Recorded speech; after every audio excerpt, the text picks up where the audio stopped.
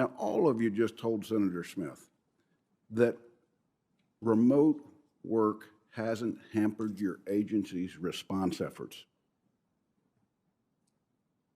Okay, FDA failed to identify a crisis with baby formula. CDC, I think, failed to lead as it relates to monkeypox. Secretary Becerra, when I wrote him and asked him about HHS staffing and were they actually at work when, were they actually working when not at the office, wouldn't provide me anything. Now, none of you seem to know how many people in your complex, and Tony, I leave NIH out of this because of the unique nature of the work there. How many of you can tell me how many people aren't at work? Pilot programs, executive declarations. That makes me wonder how you measure whether people are actually working when at home. And then I come today. I always like to bring things back to the present because I have a tremendous amount of respect for all four of you. Some I've dealt with longer than others. I supported where there was public acknowledgement of it. Everybody, Tony outdates me. He was here before I got here 28 years ago.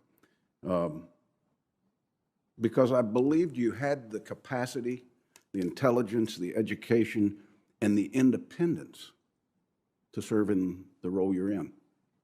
And for two of you, I asked when you were confirmed, would you provide me with all the questions I ask as the minority ranking member?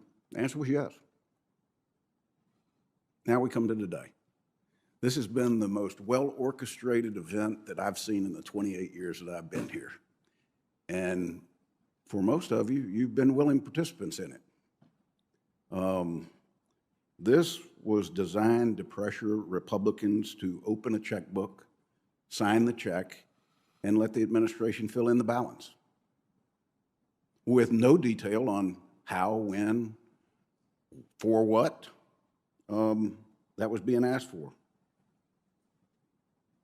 I've never in 28 years seen an attempt to get an outcome without answering questions. I leave today extremely disappointed that maybe my judgment's been flawed. But I will say this to each and every one of you. Nobody's worked harder on this issue, I think, on the Hill than I have. Nobody's gone to bat for emergency money with no strings attached than I have. But there is a point in time where my patience runs out, where the requirement I have for my constituents in North Carolina, my colleagues in the minority, which are 50, exactly what's in the majority, requires a degree of detail that you and this administration are not willing to share. I personally believe that if the federal government doesn't lead by forcing employees back to work, and Rob, Google's a hell of a lot different than the FDA. Google can pull it off. But the federal government has to set the example for the rest of the country that it's time to leave your house. I hate to see what the healthcare cost is going to be to our country for mental health now on the adult side. Husbands and wives aren't used to spending all day together. Just like kids need the interaction of school. Folks, let's get back to running your agencies. Let's bring the employees back into the office. Let's answer the questions that every member of Congress has for you, and not just the ones the administration wants to do. You serve in a uniquely special capacity. And when you address public health, it's not for some, it is for all. And I hope you will look at this dais and these members and realize there is no difference between one that sits on this side or that side. They're on this committee because They are passionate about the issues that we take up.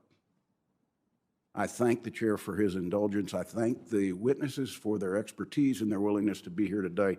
I yield back.